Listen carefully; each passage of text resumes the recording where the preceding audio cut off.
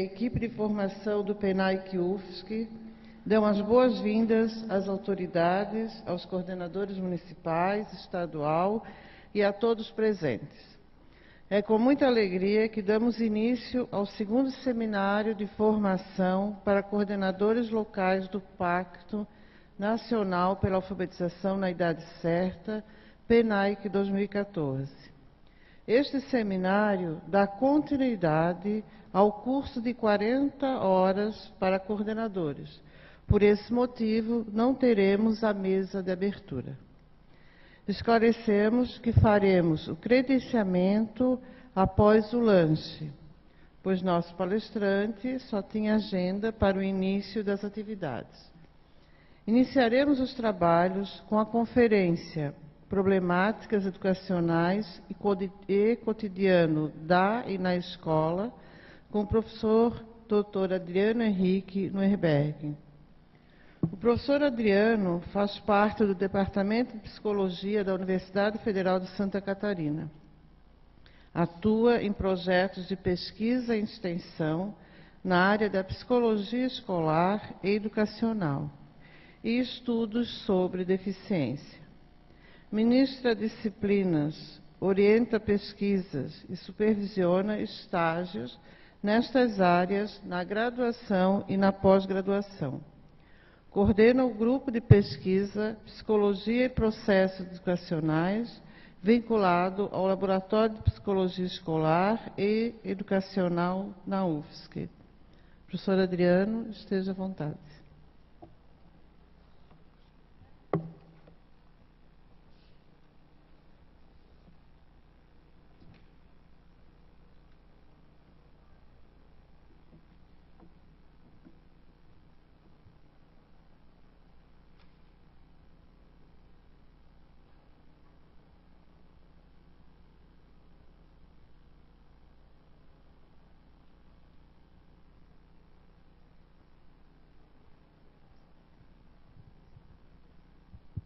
Som. Bom dia a todas e a todos. Eu sou Adriano, professor do Departamento de Psicologia, conforme foi anunciado. E dentro da temática, que foi a minha proposta de problemáticas do cotidiano da escola, eu resolvi fazer um recorte para que a gente possa aprofundar alguns aspectos, principalmente das políticas públicas de educação que atravessam a todo o tempo o cotidiano da escola, para que a gente possa, então, de alguma forma, contemplar um recorte importante aí, atual da política pública de educação, que é a questão da inclusão escolar, que é o meu campo de trabalho, né? O professor Nicel, quando me convidou, pensou muito nessa contribuição, então vou atender essa demanda também de pensar a questão da inclusão escolar de estudantes com deficiência. Então, volta e meia, eu vou daqui para lá, só para poder ver o slide aqui.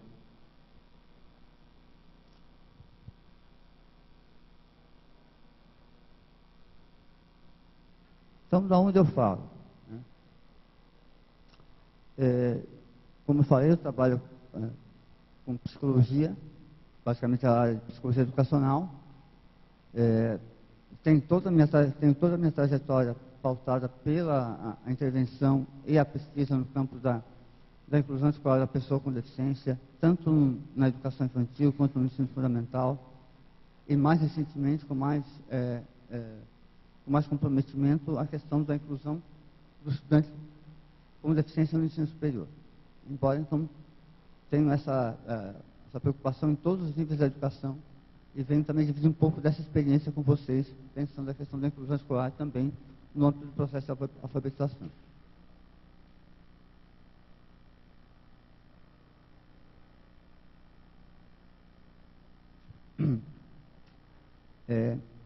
Além disso, também tenho trabalhado junto ao INEP com a questão da avaliação, sistemas de avaliação da educação básica, onde temos enfrentado diversas dificuldades em termos de acessibilidade do sistema de avaliação, como o Enem, como a Prova Brasil e outros sistemas de avaliação que fazem parte do nosso cotidiano. Então, também tenho trabalhado com essa questão junto ao INEP. O objetivo, então, dessa minha fala é contextualizar de forma breve a situação de inclusão escolar de alunos com deficiência, uma vez que a questão do processo de alfabetização, né, que é pauta do pacto, também envolve a todos os alunos, o que inclui, evidentemente, os estudantes com deficiência, que são alvo da política de educação especial, e também a ideia é trazer alguns elementos para pensar essa população, esses estudantes, e também o que é a inclusão como princípio do projeto pedagógico, o que é a inclusão como princípio da organização escolar. Eu não tinha muita ideia do público aqui, então não sabia bem por onde, que momento iniciar. Então, propus uma fala bem inicial, por exemplo, que contemplasse alguns avanços no campo da terminologia, né, porque esse é sempre um tema polêmico quando a gente fala das crianças com deficiência. Sempre alguns comentam, mas não é, o termo não é crianças ou alunos com necessidades educativas especiais, não é criança deficiente, não é crianças especiais. Então, é sempre uma polêmica essa questão terminológica. Sempre há muita dúvida quanto ao campo da terminologia nessa área, né? De como chamar as pessoas que têm deficiência, né? E não vou dar tempo para fazer todo o histórico desse processo, mas sabemos que sempre foram terminologias propostas por aqueles que não têm deficiência. Mais recentemente é que, ouvindo os grupos sociais que representam as pessoas com deficiência, é que essa terminologia passa a incorporar e a evidenciar a própria realidade da deficiência e uma condição afirmativa que pretende valorizar e dignificar a dimensão da deficiência como parte da condição humana. O que fez com que emergisse, que se constituísse, se consolidasse o termo pessoa com deficiência como uma opção do grupo social que vive a realidade da deficiência. Então, a razão principal para não mais usarmos termos bem consolidados como necessidades educativas especiais e outros termos, né, diz respeito a uma escolha, a um respeito ao que foi incorporado na legislação, né, que ouviu essa demanda do grupo social, incorporou o termo pessoa com deficiência como uma escolha desse grupo, e, sobretudo, por um respeito antropológico, no sentido de adotarmos um termo de referência que é de escolha do grupo a qual nos referimos. Esse é o fator mais importante. Ou seja, além do termo pessoa com deficiência ter sido incorporado, né, o termo pessoa com deficiência e seus correlatos, como estudante com deficiência, criança com deficiência, além de eles terem sido incorporados pela legislação, principalmente pela Convenção sobre os Direitos da Pessoa com Deficiência, que é o principal documento hoje nessa área, documento que tem valor de emenda constitucional, né? Além dessa questão da legislação, temos também esse respeito antropológico, como eu falei, da gente adotar o termo em que as pessoas com deficiência, nos seus órgãos representativos, como o CONAD, elegeram como um termo que deve ser usado por todos nós referir a eles. Então, é por isso que hoje a legislação mais atual usa o termo criança com deficiência, aluno com deficiência,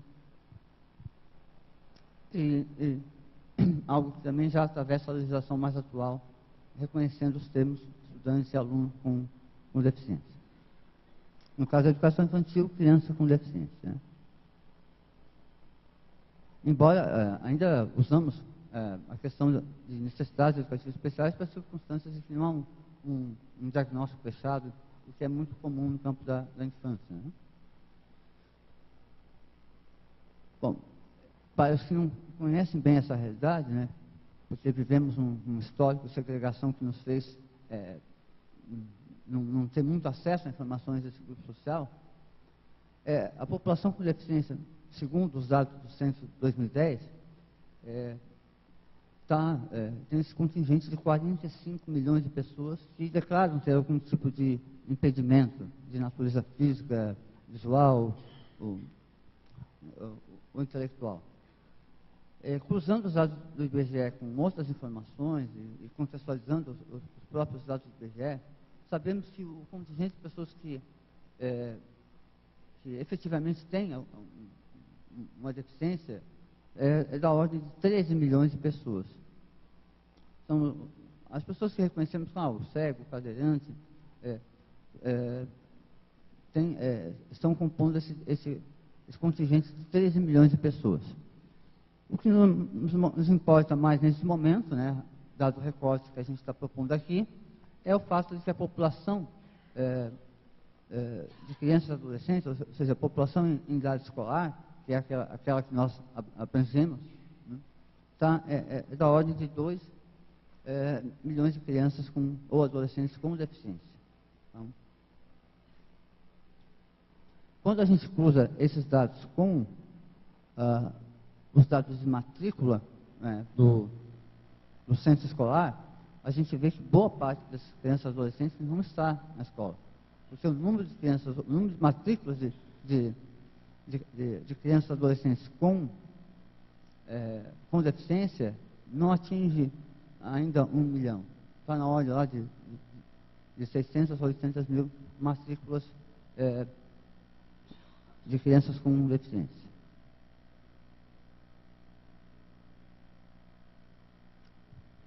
Aqui é um outro dado quanto ao tipo de deficiência.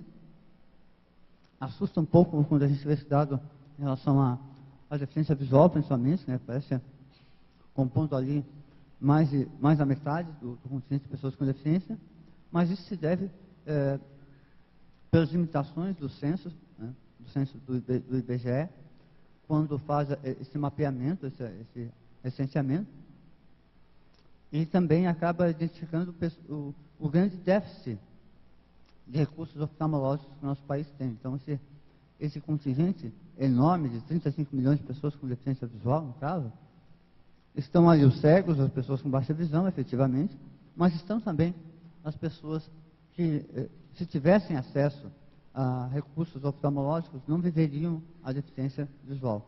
Então, esse dado reflete muito mais um problema de saúde pública do que efetivamente um dado quanto à presença de um impedimento irreversível, no caso de uma cegueira, de uma baixa visão. Então, esse dado, então, ele expressa uma necessidade de uma atenção mais eficiente das políticas públicas no tocante à atenção oftalmológica. E o censo também não mapeia informações fundamentais, como, por exemplo, o número de crianças com autismo nas escolas. Não temos essa informação. E quem transita nas escolas sabe que hoje, cada escola tem pelo menos uma criança com autismo. Né? Quase que uma verdadeira epidemia de autismo, e esse dado não aparece no censo porque não é mapeado. E quando a gente pensa a situação desse contingente populacional, os dados são bastante preocupantes. Esse relatório que eu estou mostrando aqui, é um relatório onde aparecem crianças na capa aparece uma criança com deficiência em meio a outra sem deficiência, mostra dados muito preocupantes quanto à situação dessa criança. Ou seja, uma criança que está mais vulnerável do que outras a uma série de situações de violência, de exclusão. E isso se deve especialmente à história de segregação que essa criança sofreu. Vem sofrendo, a criança com deficiência como categoria. Então,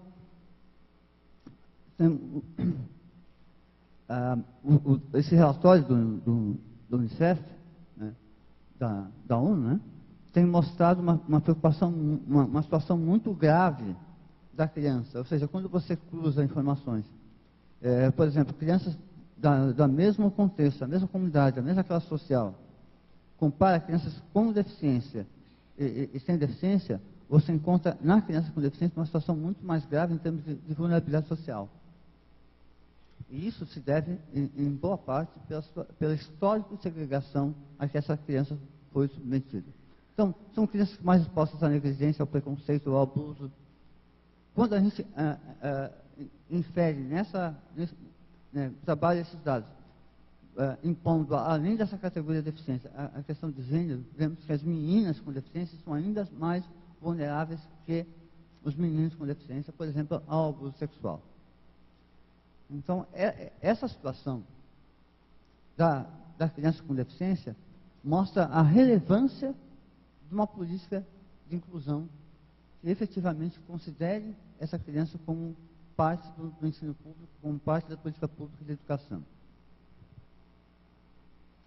Justamente porque todos os dados têm mostrado que essa condição de vulnerabilidade, essa situação de maior violência, essa situação de maior exclusão da criança com deficiência, se deve por todo um histórico de segregação, todo um histórico em que esse sujeito, a criança com deficiência, né, foi historicamente reconhecida como parte de um sistema paralelo, como parte de um sistema segregado de educação. E isso tem várias pesquisas, várias evidências científicas têm demonstrado que uma das causas dessa violência se deve a essa segregação.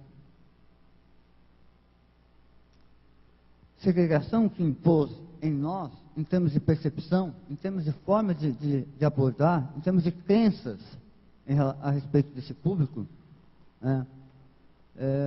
um certo estranhamento, um certo distanciamento, um certo olhar que discrimina e inferioriza essa condição de ter deficiência. Com a história de segregação, nós acabamos vivendo o que eu estou ali chamando de normocentrismo.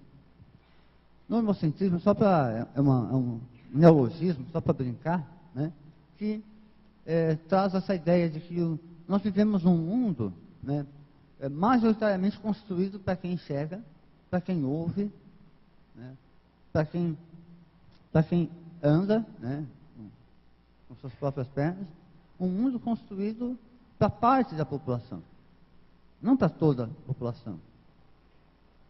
E esse normocentrismo, ele não está só nos espaços físicos, na organização material, né?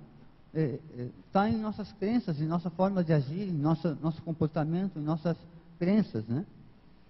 E acaba também pautando, né, como parte da cultura, essa cultura normocêntrica, essa cultura centrada num determinado padrão hegemônico de funcionalidade, que é esse de quem enxerga, de quem ouve, de quem vê, né?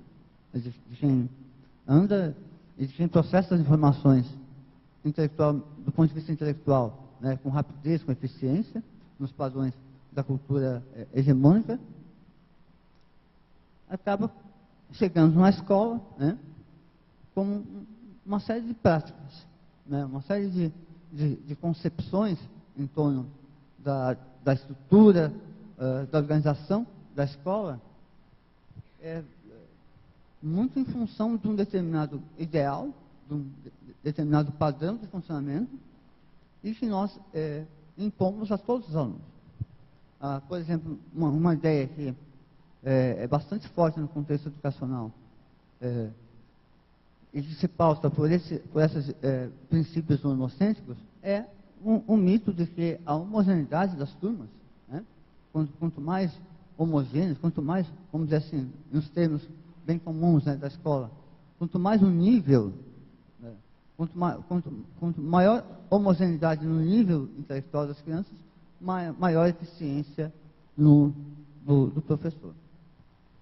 E sabemos que isso é um ideal impossível de alcançar, porque o desenvolvimento é um processo dinâmico, a todo tempo, a cada mediação, as crianças manifestam a sua heterogeneidade, a sua compreensão distinta, além de terem também formas muito singulares de percepção dos conteúdos, das experiências, dos conceitos que estão sendo trazidos.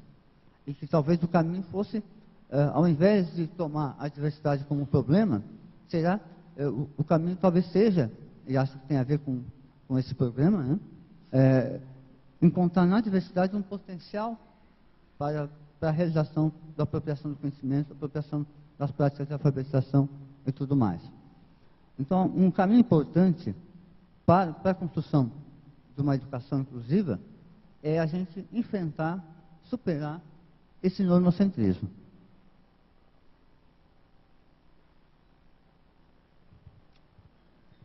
Considerar que a homogeneidade é um ideal inalcançável, um mito. Jamais tivemos homogeneidade, mesmo no tempo em que os psicólogos participavam, né, de avaliações psicológicas para organizar as turmas. Nunca existiu essa homogeneidade, porque o desenvolvimento psicológico não é um processo estático, não é um processo que você possa olhar só do ponto de vista retrospectivo.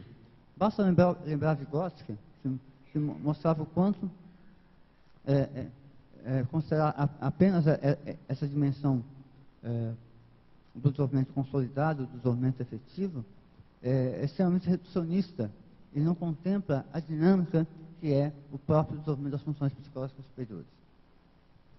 Então, talvez o caminho seja a gente retomar essa dimensão da singularidade, considerando que essa heterogeneidade não é um problema, mas sim parte da nossa solução, parte do nosso enfrentamento no processo de ensino e aprendizagem. Contudo, né, essa imagem que eu trago aqui de uma pessoa assustada, né, tem a ver um pouco com um sentimento que eu percebo em muitos professores, não só no ensino fundamental, mas também no ensino superior também, né? Que é justamente essa situação de insegurança, de medo, que muitos professores têm diante da nova realidade. Por exemplo, esse ano você vai ter uma criança cega, esse ano você vai ter um aluno com surdez, esse ano você vai ter um estudante com autismo. Muitos professores, e isso se deve a questões históricas e culturais, acabam se impressionando bastante com essa nova realidade. E se sentem até inseguros quanto à capacidade de dar conta do desafio de promover o desenvolvimento e aprendizagem dessas crianças. Isso nada mais é do que o resultado desse histórico de segregação, do fato que esse estudante tem sido pensado como pertencente não ao ensino comum público, mas ao ensino filantrópico, privado. Esse é o histórico dessa criança com deficiência. E ainda vivemos esse sentimento de que essa criança não pertence à escola comum, não pertence à escola pública. E justamente estamos vivendo justamente a inversão dessa realidade, à medida que a matrícula das crianças com deficiência tem sido cada vez mais no contexto da escola pública, no contexto da escola comum. E nos últimos 10 anos, houve uma inversão dos dados, né? O MEC mostra bastante isso, como as matrículas das crianças com deficiência estavam no início do século XXI lá nas escolas filantrópicas privadas, e hoje estão devidamente assumidas como matrículas do ensino comum, né? Quase que agora está na faixa de 60% das matrículas de educação especial, né, estão na escola comum. E isso tem, né, por essas razões históricas que eu estou apontando, tem levado a muitos professores, né, diante dessa questão histórica, essa situação. Medo, não sei como fazer, estou inseguro.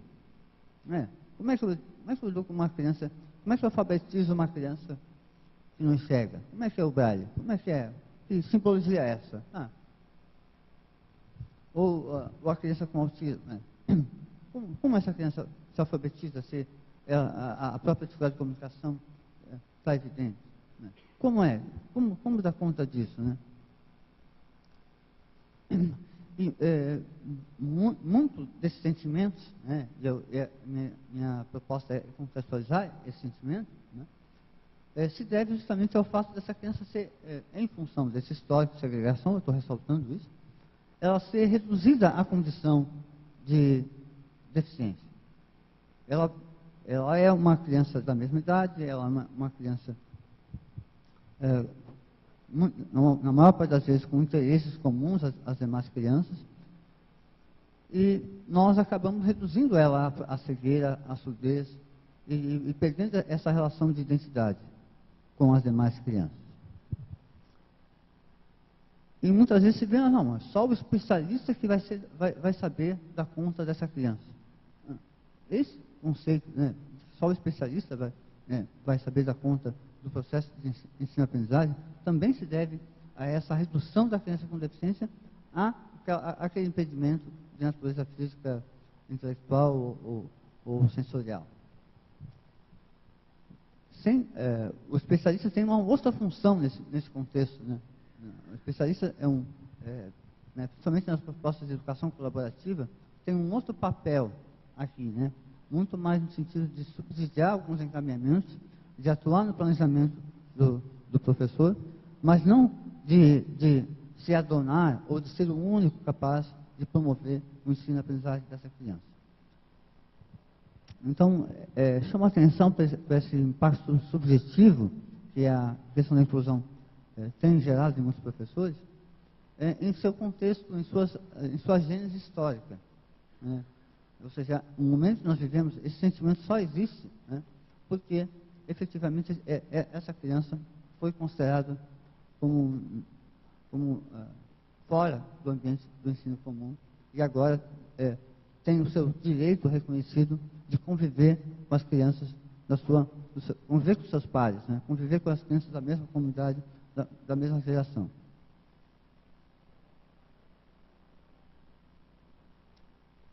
Isso foi negado, né, até meados da década de 90, por se achar que essa criança precisaria ser protegida, precisaria ser educada por alguém que conhecesse aquele impedimento, o que retirou dessa criança a sua identidade como parte de uma comunidade, como parte de uma geração em que ela acabou não convivendo e agora essa nova geração ganha esse direito de conviver com seus pais. Só que isso implica em uma série de mudanças que não foram ainda efetivadas integralmente. Porque,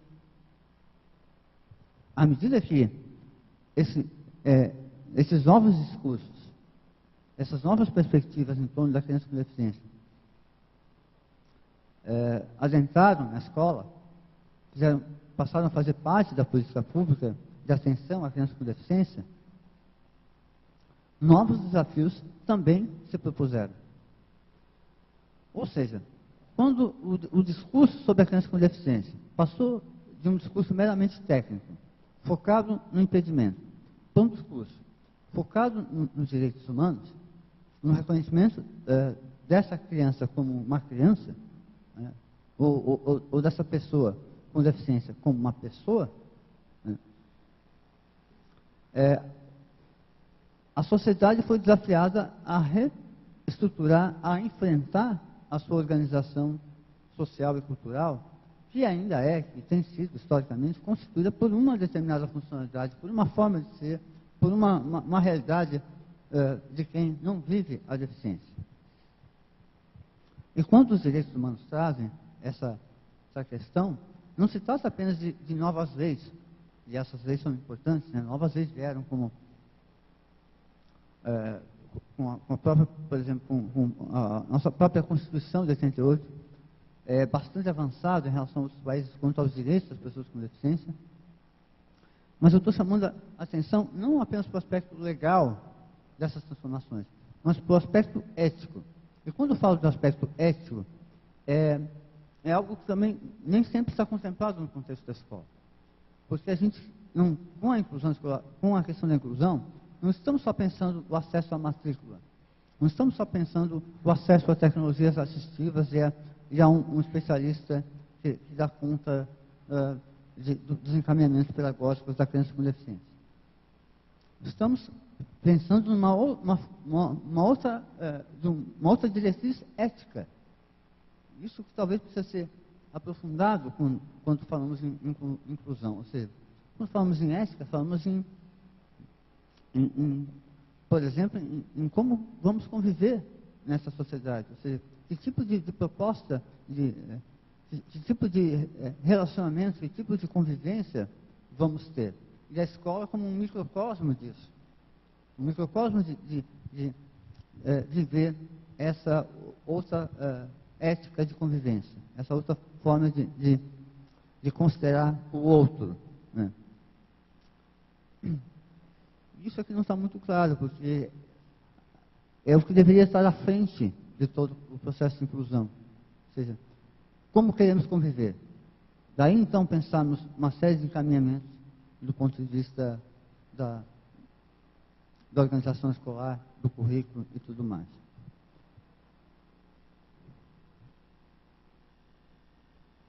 Uma outra coisa importante é a mudança em torno das concepções sobre deficiência. Isso também tem mudado fortemente nos últimos anos. Porque a questão da deficiência sempre foi um tema do campo da educação especial, sempre foi um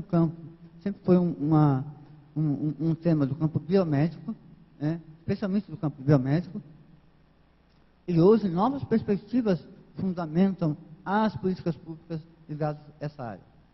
De modo que a deficiência hoje não pode ser só reduzida à dimensão biológica, ou, por exemplo, o fato da pessoa cega ter um glaucoma ou ter uma redução de campo visual de 30%, e usar o recurso de orientação mobilidade.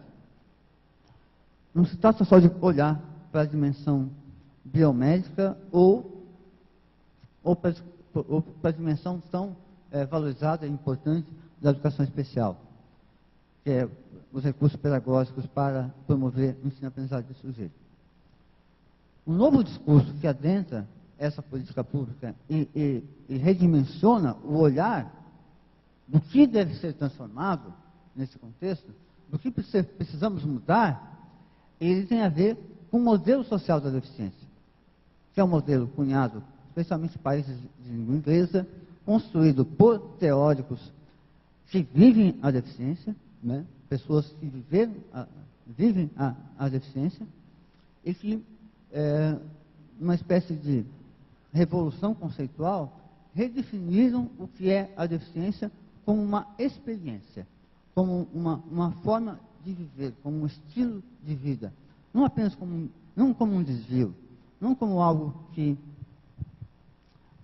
deve ser consertado, mas como uma experiência digna e parte inerente da condição humana. Basta lembrar, por exemplo, que o envelhecimento nos leva à experiência de deficiência. A deficiência não é algo que caracteriza exclusivamente um grupo específico que fica nas APAES ou fica nas associações de pessoas com deficiência. A deficiência é uma parte inerente da condição humana. Todos nós, se tivermos a sorte de envelhecer, viveremos a deficiência. E essa relação de empatia, a relação à experiência de deficiência, é um componente importante para a gente olhar essa política pública ligada à deficiência, no sentido de que ela implica uma outra forma de construção social, na qual a deficiência deixa de ser uma questão de desvio ou que nos obriga a um olhar de caridade sobre o outro, para ser algo em que nós olhamos do ponto de vista da condição humana, como uma condição humana que é marcada por diferenças de gênero, por diferenças étnicas, por diferenças sociais, por diferenças culturais, religiosas e de deficiência. Nesse caso, no modelo social da deficiência, a deficiência passa a ser uma categoria social, um componente constituinte da condição humana, um componente digno, ou seja, que não implica uma hierarquia entre quem tem deficiência e quem não tem, uma vez que também considera que essa é uma experiência humana, e não uma experiência de um grupo específico que está em condição de desvio. Esse discurso, então, essa nova perspectiva sobre a deficiência, ela ainda não foi, no meu ponto de vista, totalmente reconhecida no âmbito da política pública no tocante à criança ou à pessoa com deficiência.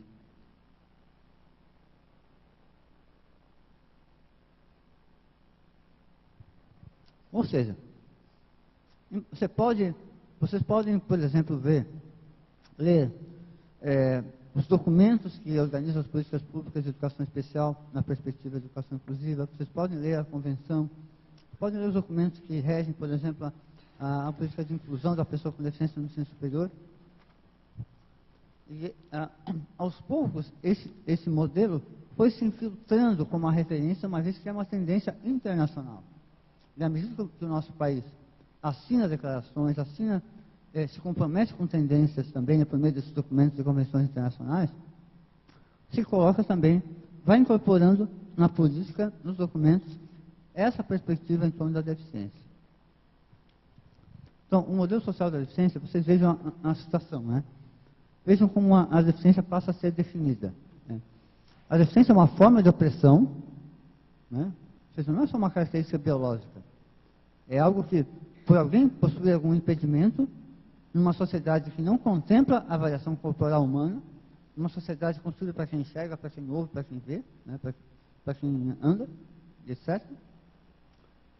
Quem tem um impedimento vive uma situação de opressão. Porque vai acessar o conhecimento, encontra um conhecimento acessível para quem não tem deficiência. Porque vai acessar o espaço público, encontra barreiras arquitetônicas. Porque vai exercer o seu direito de ir e vir e não consegue. De modo que a deficiência passa a ser reconhecida como uma experiência de opressão social num mundo que não contempla a variação corporal humana, ou seja, não contempla o que é real, o que é concreto. Porque o que é de fato, e os dados mostram isso, os dados do censo, é que o humano, do ponto de vista corporal, é diverso, é variável.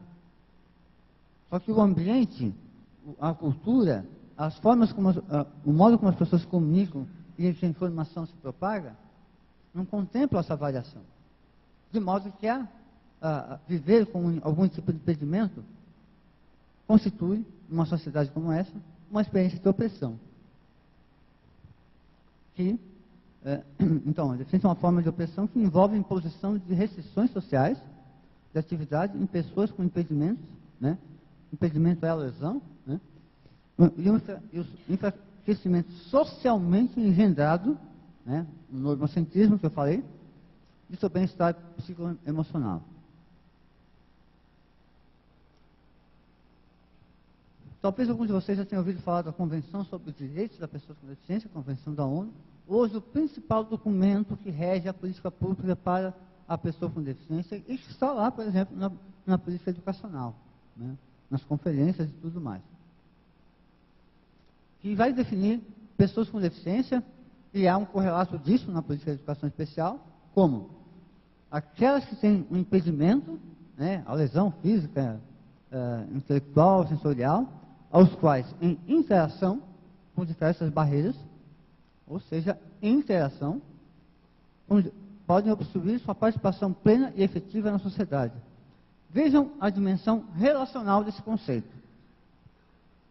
Um conceito que define a noção, a deficiência, não apenas pela existência do impedimento.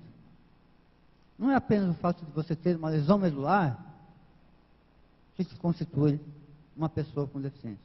É por você ter lesão medular e viver num ambiente marcado por barreiras físicas que impedem ou restringem a participação social. Esse é o conceito oficial do nosso país em relação à deficiência. E vocês encontram no texto da Política de Educação Especial na Perspectiva Inclusiva, que rege a nossa prática como professores, essa mesma definição. Muda só as palavras, criança com deficiência ou o aluno com deficiência, mas a mesma dimensão da interação está contemplada. E isso nos faz, essa definição, que passa a ser a nossa referência principal, nos obriga a uma mudança de atitude, uma mudança de olhar, uma mudança de perspectiva sobre qual é efetivamente o foco para a realização de uma educação inclusiva.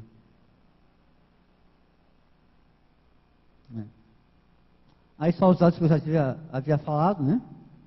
Ou seja, nós vivemos um paradoxo hoje, porque do ponto de vista quantitativo, as matrículas das crianças com deficiência estão lá na escola. Vocês são professores, vocês com certeza vão lembrar das várias crianças com deficiência que a sua escola tem. E se não tem, terá. Né? E nesse quantitativo aí vocês percebem no slide, né? Hoje 62,7% das matrículas da educação especial, né, em 2007 estavam nas escolas públicas. E hoje, pegar os dados de 2013, né, já temos aí um número ainda maior. Mas um número ainda aquém, né, do número dos 2 milhões de crianças e adolescentes que estão em idade escolar. E, portanto, nós temos aí quase que 1.200.000 crianças com deficiência que sequer estão acessando algum sistema educacional. O que é muito preocupante.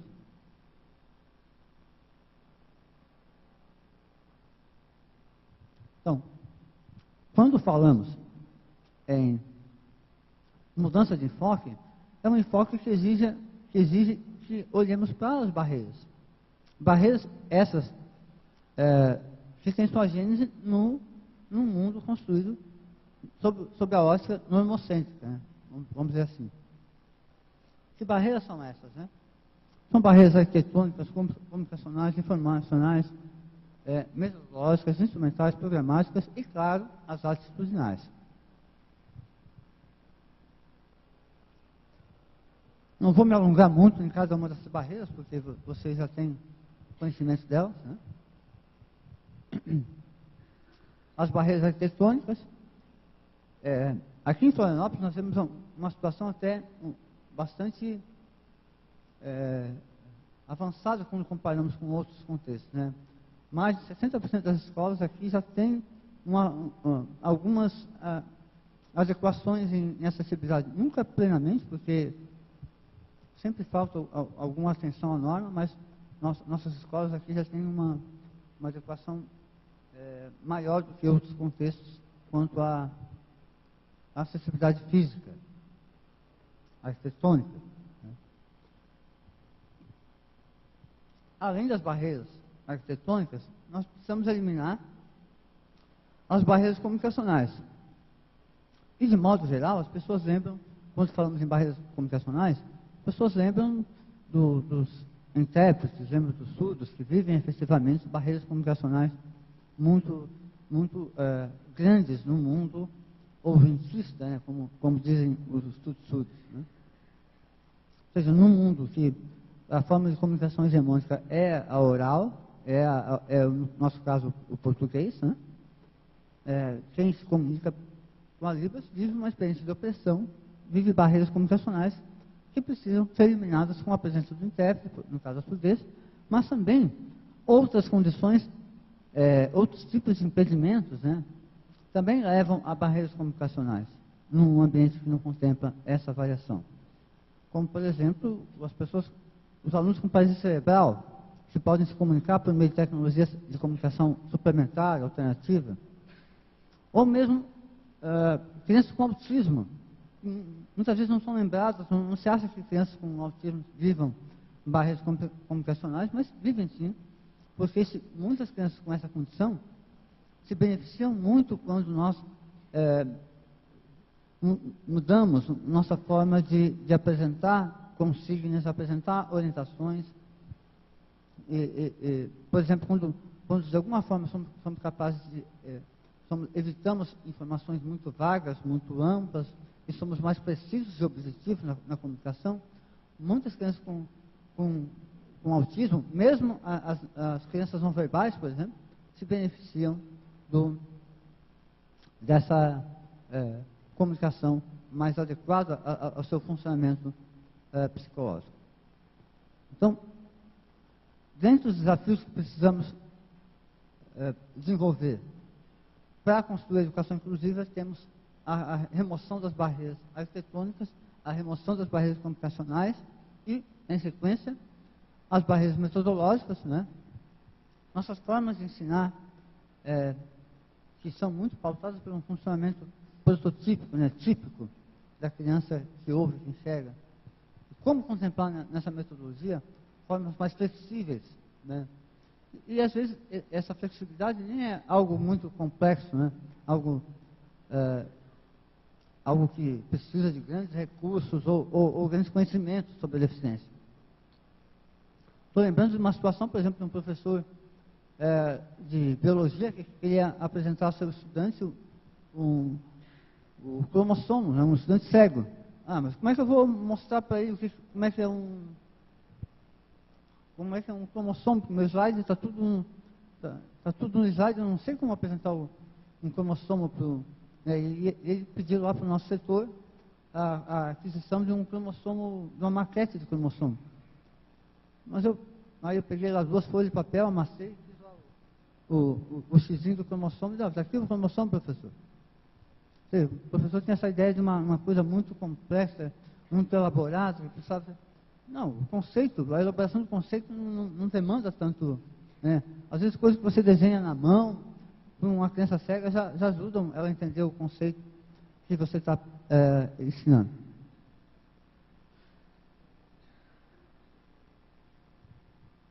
Às vezes é só, você pergunta para a criança que ela mesma sabe como é que ela pode aprender.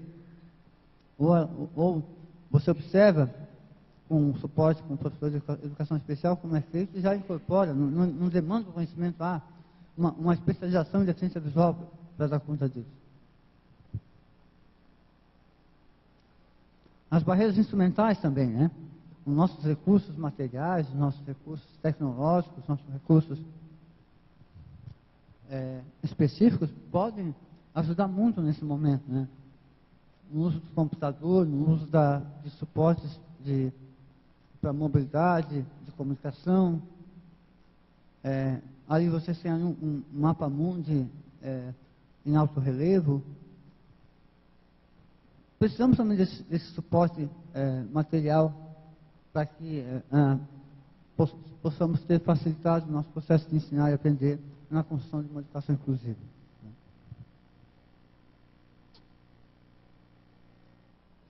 As barreiras informacionais também, né? Nossos livros precisam estar dispostos em formatos acessíveis, seja em braille, seja em formato ampliado, seja em formato de áudio, né? Para que as crianças, os alunos com deficiência visual, por exemplo, com cegueira, baixa visão, possam acessar esse material e tenham a oportunidade de elaborar conceitos de uma forma maior do que simplesmente ouvindo o professor, né?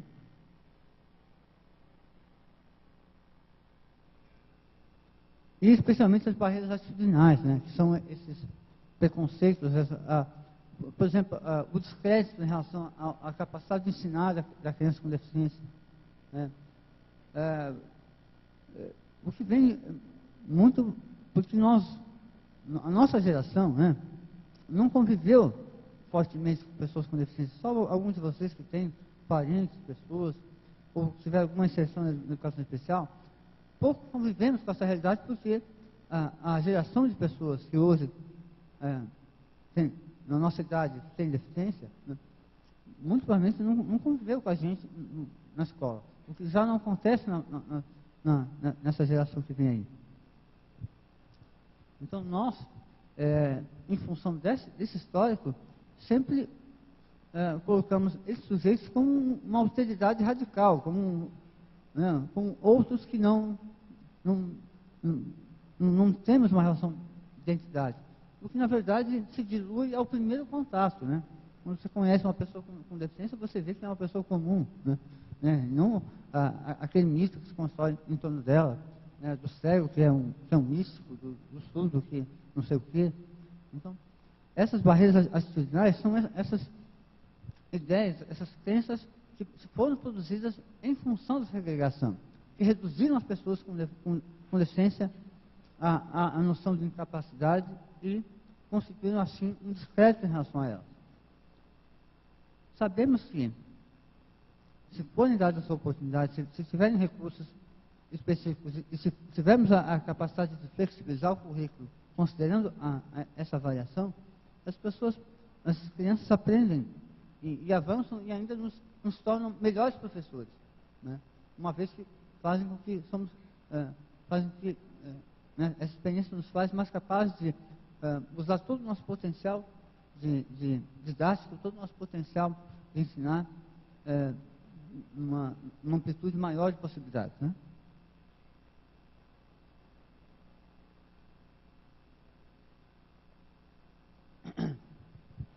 Tem uma série de barreiras atitudinais que marcam o cotidiano da criança, né, com deficiência.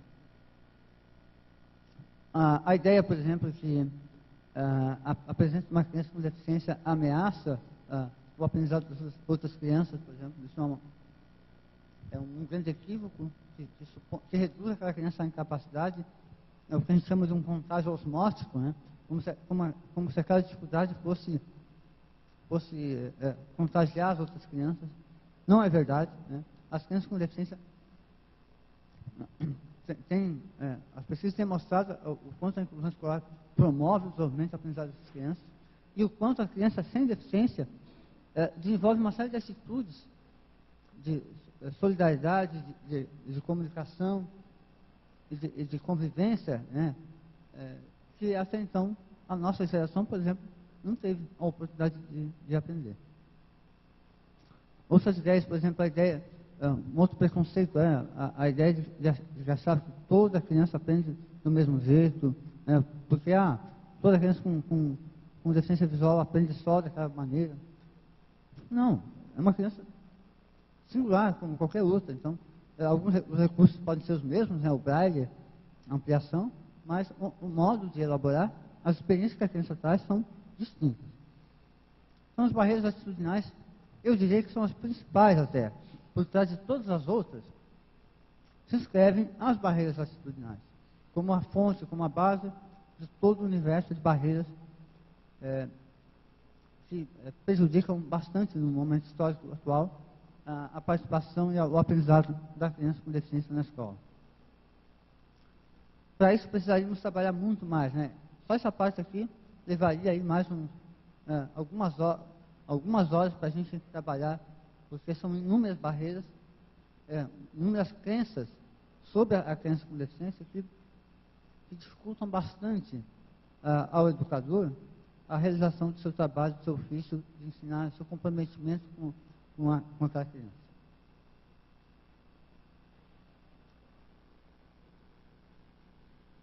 A concepção fatalista da deficiência, né? Achar que essa criança não se desenvolve, né? Uma ideia estática de desenvolvimento, né? A ideia de que ela não atrasa, o protecionismo excessivo em relação à criança com deficiência, o uso da criança com deficiência como bode expiatório, né? Tudo que dá errado se deve a porque tem uma criança com deficiência, né? Isso está na própria fala, né? Que a gente tem que trabalhar para não marcar, né? Eu ainda vejo muita gente dizer assim, eu tenho 20 alunos e 2 de inclusão. Se você coloca 2 de inclusão, você não faz inclusão, né? A inclusão é algo, é um princípio transversal ao projeto pedagógico e não um adjetivo para a criança com deficiência, né? Você tem 21 alunos, né? Dentre eles, um tem deficiência. Não é aquele que é de inclusão. A inclusão é um princípio do processo pedagógico e não um adjetivo sinônimo de deficiência. Já vi escolas terem, aqui tem um núcleo de inclusão. Escolas que tem um núcleo de inclusão, não tem inclusão. Se tem um núcleo de inclusão, todo o entorno do núcleo é de exclusão, né? Então, também não é o caminho. São essas barreiras atitudinais que a gente tem que, primeiro, situar, né, o primeiro momento é de compreender que essas barreiras, elas existem pelo histórico de segregação. Elas só existem porque essas crianças não tiveram o direito de conviver com seus pais, o que hoje não é mais a realidade. E segundo, precisamos identificar essas barreiras para removê-las.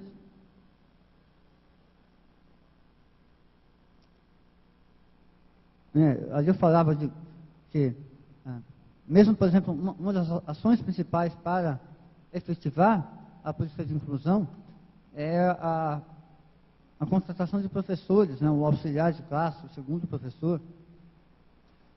E muitas vezes o papel do segundo professor acaba sendo muito confuso, de modo que algumas escolas passam a usar o segundo professor como uma espécie de classe especial dentro da sala de aula.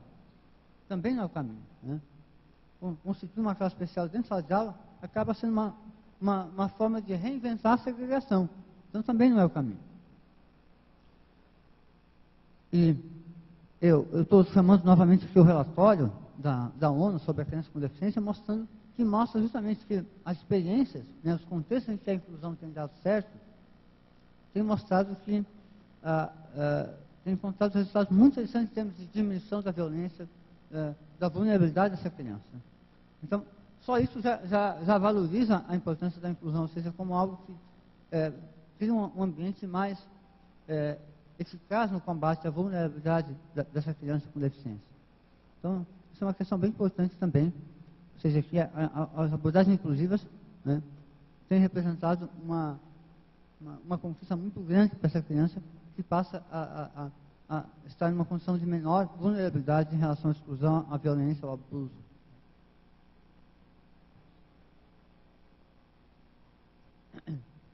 Além de toda a conquista da participação social e da contribuição social.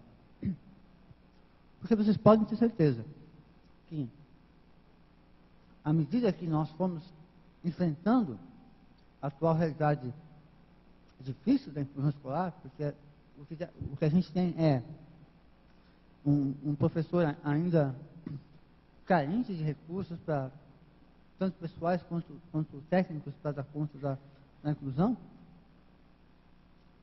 E à medida que nós fomos enfrentando essa realidade, as escolas forem também sendo equipadas, instrumentalizadas e organizadas de uma forma que a inclusão possa se efetivar, nós teremos novas soluções tecnológicas, teremos novas soluções de conhecimento, novas soluções em termos mais amplos da produção cultural, que até então, essa sociedade que hegemonicamente ouve, enxerga e tudo mais, não conseguiu efetivar. Eu digo que a nossa sociedade ganhará muito, né, futuramente, quando essa geração que viverá o impacto da inclusão puder efetivamente dar a sua contribuição social. E aí nossos recursos serão, né, nossas formas de conviver, nossas formas de produzir tecnologia e cultura serão completamente outros. Por isso que os caminhos para o enfrentamento não há outro, né? Muitos de vocês podem dizer, mas eu não fui preparado, não tenho essa formação, não dou conta do ensino da criança com deficiência, né? Mas isso, é preciso reconhecer que isso só se deu porque a nossa formação, nossas condições de escolarização ainda supõe um determinado padrão ideal de aluno que não dá conta nem do aluno que não tem deficiência, né? Essa é a realidade. Embora a gente está vendo avanços, eu até considero o pacto um dos caminhos para esse enfrentamento, né? Então, quais são os caminhos? Pensar no conviver, né, e identificar as barreiras, né? Pensar em termos de mudança de concepção, conviver na diversidade, né, e identificar essas barreiras e aos poucos ir eliminando essas barreiras. É preciso também conhecer que, quando a gente fala em direitos humanos, não se trata apenas de direitos no sentido da legislação. É preciso reconhecer que Quando falamos de direitos humanos, estamos falando de uma outra ética, de uma outra forma de conviver socialmente. E o modelo social da deficiência é uma contribuição nesse processo, no sentido que nos aponta para uma outra forma de olhar essa realidade e uma outra forma de condição humana. Eu queria encerrar minha fala muito nisso. Ou seja, tudo que a inclusão, que a educação inclusiva nos ensina, tudo que o modelo social nos ensina, é um olhar para nós mesmos. Ou seja, não se trata de só olhar para aquelas crianças com deficiência e pensar a educação delas. Pensar que a condição humana é diversa. Pensar que a condição humana envolve toda a diversidade de gênero, de classe e de deficiência. Qualquer um de nós é passível de dispor, de ter uma deficiência. A deficiência é uma experiência humana e não de alguns humanos. E quando a gente reconhecer isso, quando a gente consolidar essa relação de empatia, certamente a gente vai entender e se comprometer muito mais com o que é a educação inclusiva, o que é a inclusão social de modo geral, e o que a gente pretende, que sociedade a gente quer construir com essas políticas. Muito obrigado.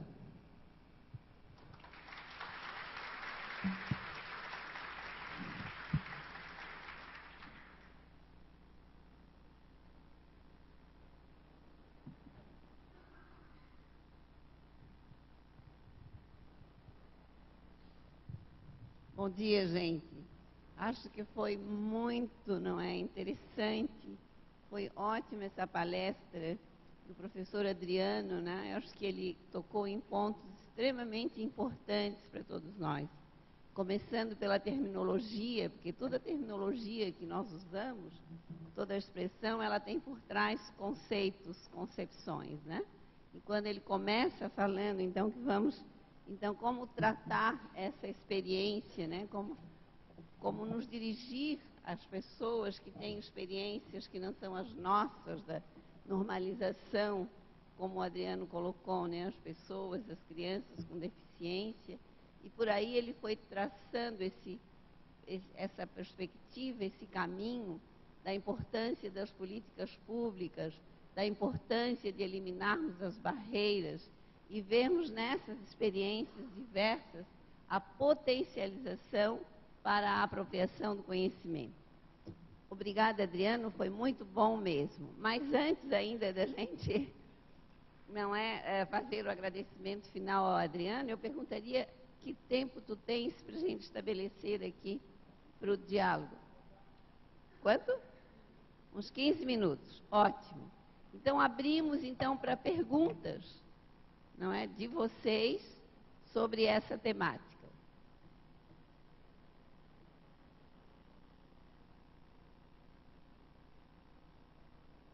Eu vou, então, já enquanto vocês vão pensando, eu vou lançar uma pergunta aqui para o Adriano, né?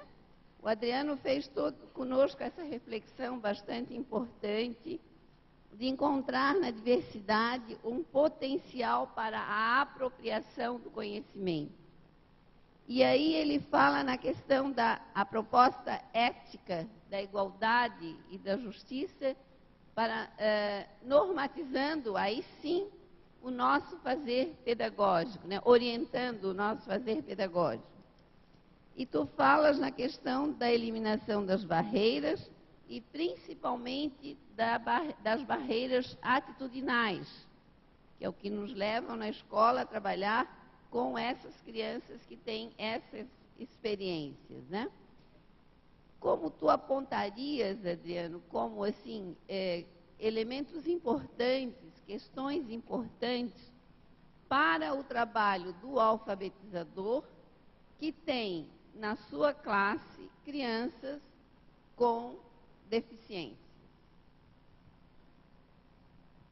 Obrigado pela pergunta, Odisseia. Bom, no primeiro momento, pensando na questão da alfabetização da criança com deficiência, é conhecer profundamente essa criança. Ou seja, que condição é essa? Não só a questão do diagnóstico, mas conhecer que criança é essa. Que tipo de conhecimento ela traz à escola? Que tipo de momento, em que momento ela está na própria elaboração conceitual? Né? Porque a elaboração conceitual ela antecede a escola. É um processo que inicia desde o momento que a criança se apropria das práticas sociais, da cultura, da comunidade que ela participa. O que não é diferente da criança sem deficiência. Ou seja, esse primeiro olhar é um olhar que reconhece na criança com deficiência a sua humanidade, a sua condição, a sua identidade como uma criança. E sim, vem daí o conhecimento da sua condição funcional, o que é importante, se é uma criança cega, se é uma criança com baixa visão. Só comparando essas duas condições já muda o recurso, já muda o encaminhamento, né? Daí vem a importância do suporte do professor de educação especial, do AEE, né? Mas o primeiro passo é o mais fundamental. O olhar para essa criança como uma criança da mesma idade, da mesma comunidade, reconhecer nela a identidade com as demais. Não reduzi-la à deficiência. E considerar que a questão da sua funcionalidade é posterior a essa condição ética sobre ela. Né? Daí, então, é que você vai explorar os recursos, né? O Braille, né? A alfabetização em Braille tem suas especificidades. Ter a disponibilidade de conhecer esses recursos, né? O Braille, a simbologia Braille, ou a língua de sinais, para efetivamente ter um grau de comunicação para além daquele disponível com a presença do intérprete, né? Conhecer por exemplo, as características sintáticas e semânticas que distinguem a criança surda da criança ouvinte. Né? A língua de sinais, ela tem características muito distintas do português, né?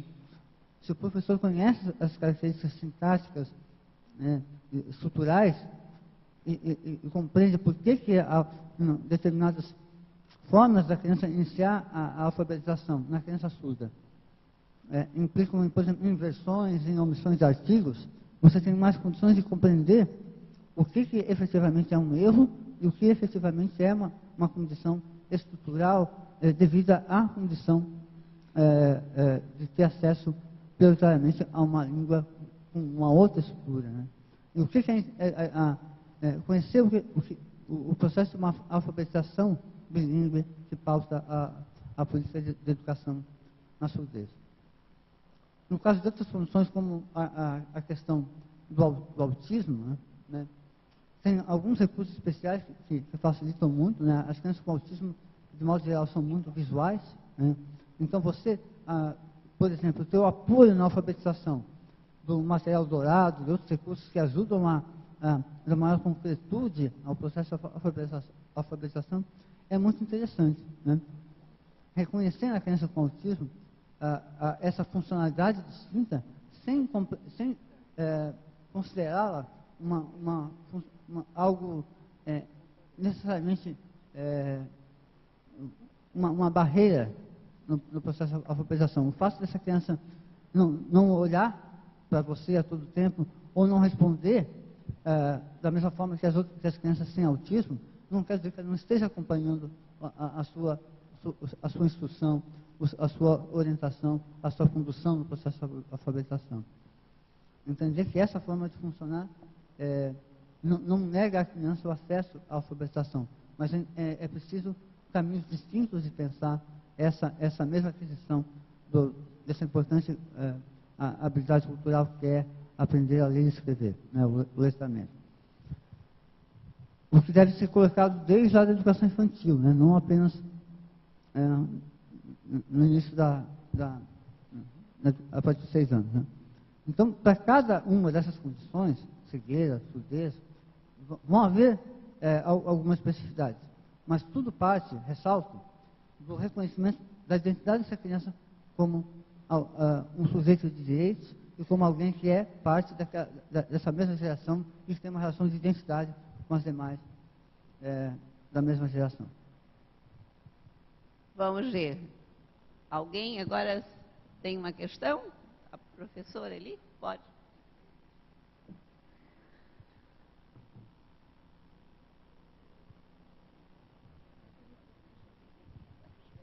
Bom dia.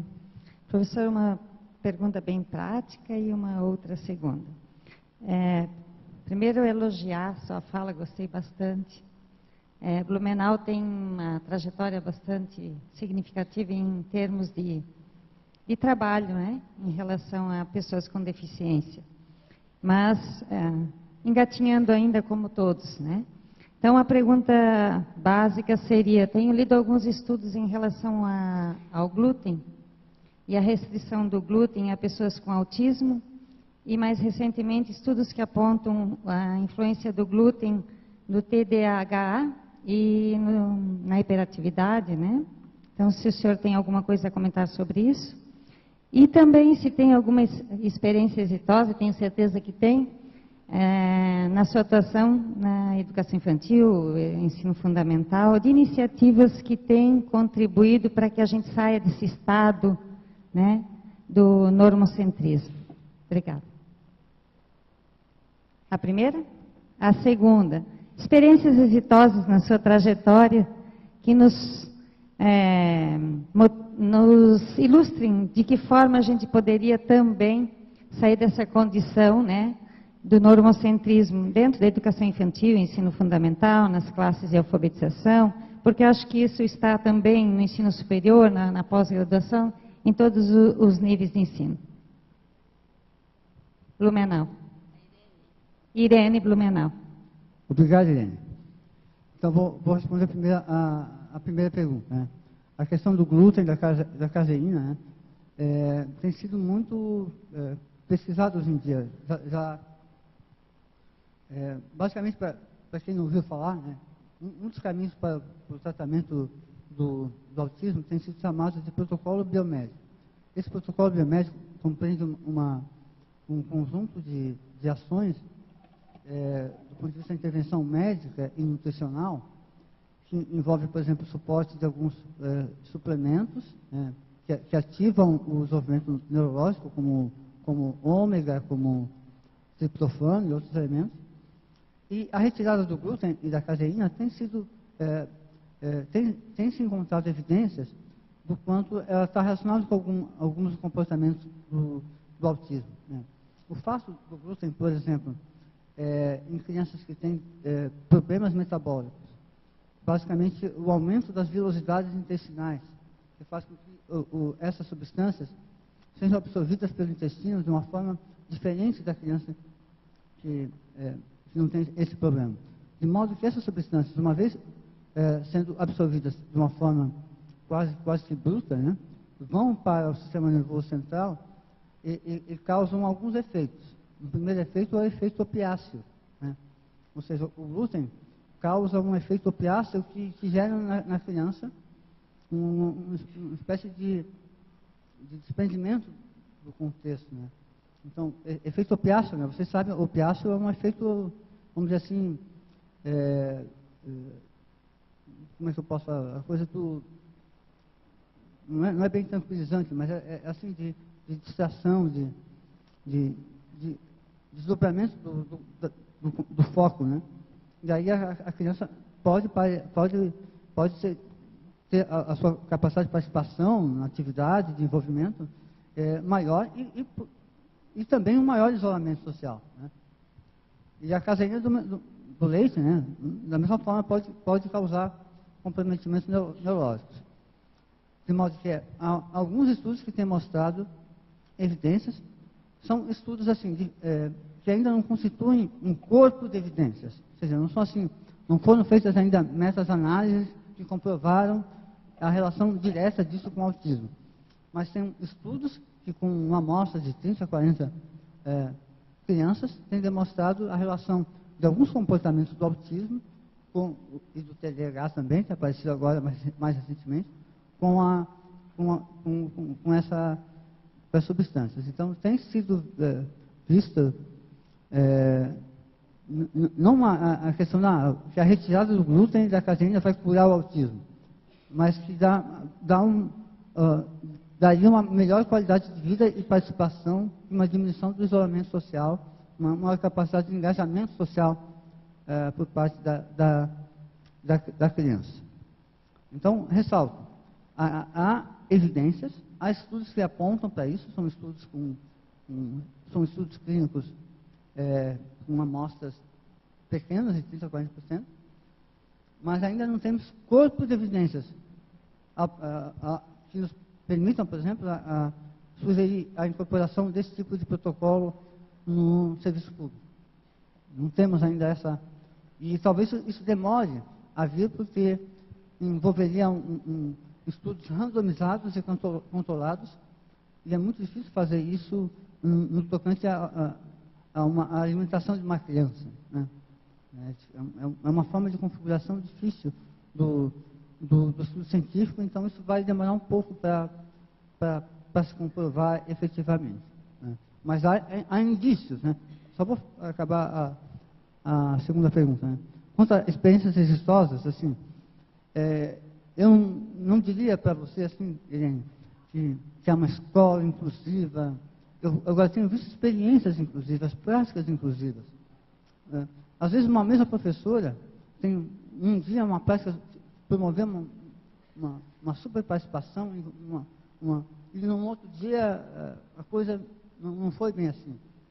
Então, só que nessas experiências exitosas tem sempre um elemento comum, que é um comprometimento efetivo com a criança, um olhar para a criança, um reconhecimento dela como um sujeito de direitos, né? Ou seja, entender que a deficiência é um componente entre outros da criança, e não o único, né? E todas as experiências são também experiências em que o professor tem essa atitude favorável sobre a criança, e uma atitude que contagia a toda a turma, e se cria um ambiente capaz de descentralizado, ou seja, a professora não é a única que faz a mediação, e isso faz daquele contexto mais exitoso. Eu te diria, em poucas palavras, que o que seria exitoso no tocante a promover a inclusão escolar é você entender que a inclusão é um princípio transversal, que deve ser a base do processo pedagógico, e que ele fundamentalmente se pauta numa forma de conviver. Então, não diz respeito a uma técnica efetiva, a um procedimento que vai... mas diz respeito a uma perspectiva, um comprometimento com a convivência na diversidade, um comprometimento com a educação de todos, sem um parâmetro fixo para todos. Ou seja, é quando você entende que mais importante é o conviver, e que a apropriação do conhecimento, ela se dá em função disso. E não da técnica, não do procedimento, não de uma metodologia específica. Não. A gente entende que é a convivência como base da inclusão.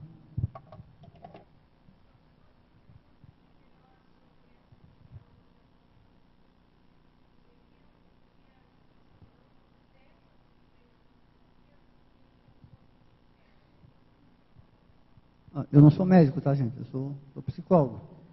O que eu conheço é como professor, né? Eu sou professor de psicologia, como eu dou aula também sobre autismo, como fiz também meu pós-doutorado nessa área. Então, estou um pouco mais informado em função disso, mas não sou médico, né? Então, pode ser as duas coisas. Então, a razão pela qual assim, a questão intestinal tem sido muito chamada. O autismo sempre foi olhado pela questão cerebral, né? Hoje também tem sido olhado pela questão intestinal, a relação disso, né? A relação dessa dificuldade é uma espécie de dificuldade de absorver no intestino o alimento, que gera uma inflamação cerebral. Esse é o termo que é usado pelos médicos, ou seja, uma disbiose, esse é o termo, né? Disbiose é essa dificuldade de metabolizar determinadas substâncias, como o glúten, a caseína, que gera uma inflamação cerebral. E evidentemente que a quantidade que a criança come também vai intensificar, nas crianças que têm a disbiose, o comprometimento. Os médicos têm dito assim, a criança que come muito pão, ou é muito viciada em leite, né? Muitas vezes o alimento que ela tem mais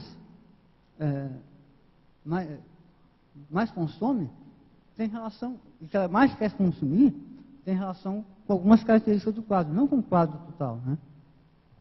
Então, Aí só recomendo que busque a opinião de um médico. Então, eu sou só um psicólogo que leu alguma coisa sobre isso.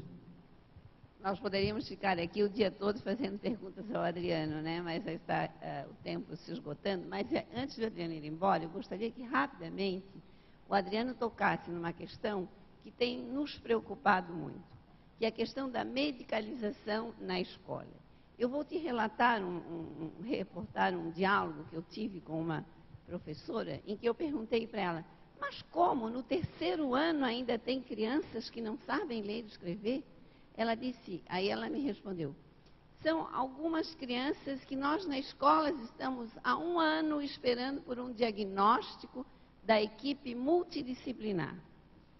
E aí eu gostaria que tu te manifestasse sobre isso, que eu pensei, mas como a gente vai ficar 1 ano esperando que alguém dê um diagnóstico? Para quê? Para medicalizar? Bom, Nicéia, eu me preocupo com a medicalização, assim como me preocupo com a judicialização, assim como me preocupo com a psicologização. Ou seja, por isso que eu gosto, me simpatizei tanto com esse programa, o Pacto, porque ele, de alguma forma, ele promove o fortalecimento do educador. Porque a medicalização, a judicialização, a psicologização, elas vêm é um discurso que atravessa a escola pelo enfraquecimento do discurso pedagógico. Ou seja, vejam, algumas decisões que deveriam ser pedagógicas têm sido tomadas pelo médico. O médico encaminha um laudo dizendo, essa criança precisa de um professor auxiliar. Esse encaminhamento é de natureza pedagógica. Deve ser feito a partir de dados de uma avaliação pedagógica, né, ou uma avaliação mais ampla, multidisciplinar, em que o médico participe. Não apenas o médico. Da mesma forma, tenho visto a judicialização. Né? Aqui o colégio de aplicação, por exemplo, tem sido marcado por essa história. Decisões quanto, por exemplo, as contratações de professores, têm sido tomadas no âmbito da justiça. Né? Ou de como esses encaminhamentos têm sido tomados, muitas vezes têm sido feitos em função também de lacunas que foram deixadas do ponto de vista pedagógico, né? Se entrega ao agente da justiça a decisão pedagógica. Assim como lá na década de 80, né, nós usávamos, na escola, permanecia um discurso psicologizado, que a criança não aprende porque os pais têm uma família desestruturada e tudo mais. Ou seja, eu vejo o mesmo movimento que eu via na década de 80 em relação à psicologização, eu vejo hoje na medicalização e na judicialização. Ou seja, nós precisamos fortalecer o discurso pedagógico, precisamos fortalecer o professor como um agente educacional, né, para que esses discursos se somem a nós, mas não sejam discursos que nos conduzam. Os professores precisam entender, essa é uma experiência muito pessoal, que cabe a ele tomar a decisão sobre o ensinar e aprender sobre o seu aluno. E que o laudo médico ou o laudo judicial só vem ou só passam a tomar à frente quando a nossa capacidade nosso potencial de efetivar esse encaminhamento pedagógico se perde em meio a essas disputas de discursos que estão aí. Então, nós precisamos, em termos de política pública, fortalecer o professor, né, para que as decisões pedagógicas sejam efetivamente dadas pelo pedagogo e não pelo médico e pelo agente da justiça.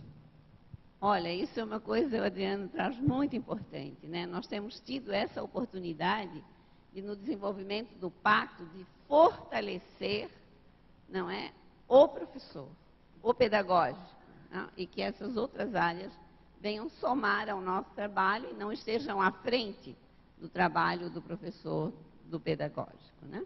Adriano, muito obrigada mesmo pela tua contribuição a essa formação, né? Quizá a gente possa te ter novamente numa outra oportunidade, que eu acho que foi muito enriquecedor. Todos nós saímos daqui fortalecidos com relação a essa questão da inclusão. E, assim, em agradecimento, nós não temos outro agradecimento a não ser esse, o nosso sentimento realmente, e te dar uma bolsa aqui de uma pasta, não é uma bolsa, porque a bolsa tem outro significado no pacto, né? Mas uma sacolinha, e com um livro que é muito significativo para todos nós, Alfabetizar e Conscientizar, do Paulo Freire. Acho que essa tua resgata os 50 anos de Angicos, né? Tem uma participação minha no capítulo aí. Acho que as ideias do Paulo Freire vêm nessa ética da justiça e da igualdade na escola, né? Então, a nossa gratidão a ti, Adriano. Muito obrigado. E no que pudermos dialogar, esperamos poder contar contigo. Gente, obrigada também, né? E uma salva de palmas a professora.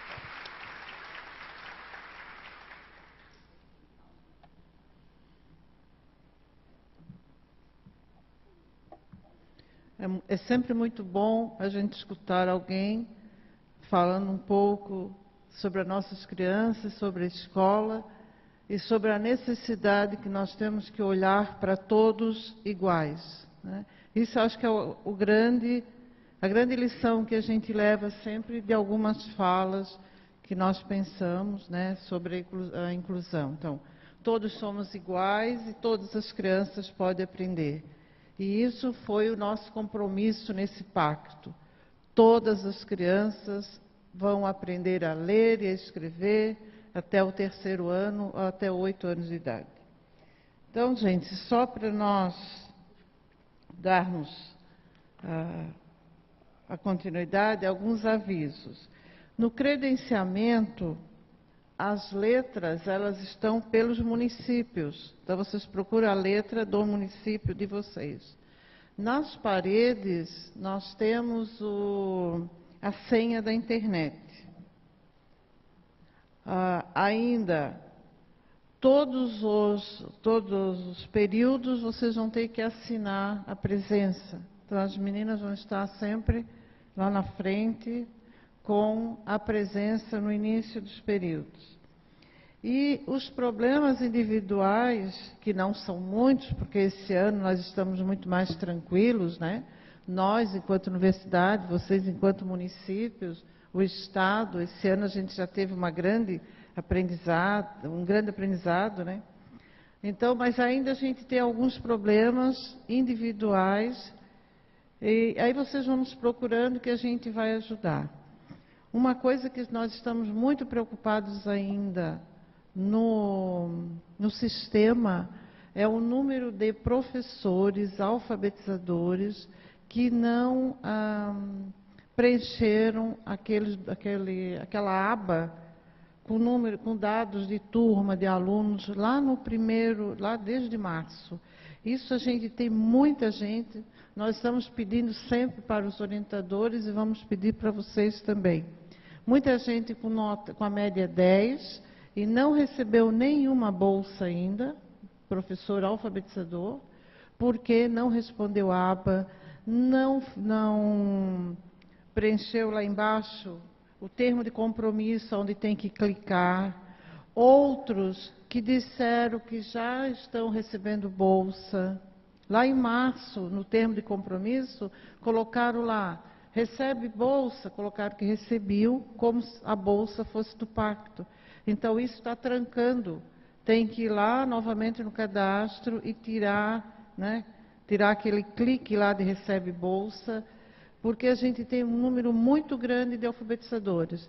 E, às vezes, o alfabetizador nem se dá conta. Como a gente diz que a bolsa atrasa, eles não ficam preocupados e ficam esperando. E aí, nós estamos já no final do ano. O ano passado, a gente teve várias pessoas que, depois de fechar o sistema, não receberam mais bolsa. Então, a gente tem essa preocupação. Nós temos um café agora às 10 horas, eu não sei se está pronto ainda, porque faltam 10 minutos, mas vocês já podem ir fazendo o credenciamento, tá? E aí nós voltamos 10h40, me parece, para uma fala com a professora Nilceia.